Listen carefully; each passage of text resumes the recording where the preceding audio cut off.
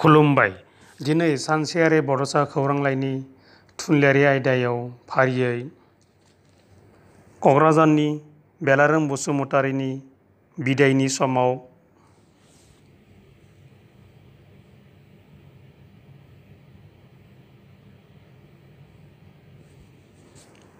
बिस्वनाथनि सनिया बसुमतारीनि पाक्का लामायाव दावदै एवजालायनाय,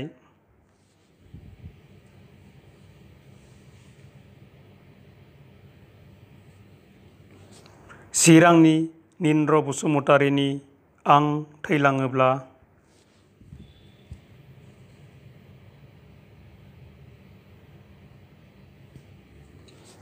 गहपुरनि मनिका गयारीनि नों आंखौ दा फोथाय,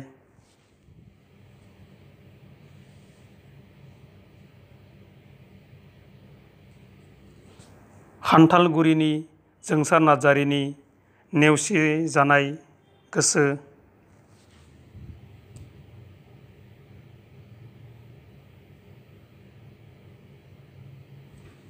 आरो बाक्सानि रैदोम बर'नि टेट्रिक्टिस खन्थाइया सेबखांजादों।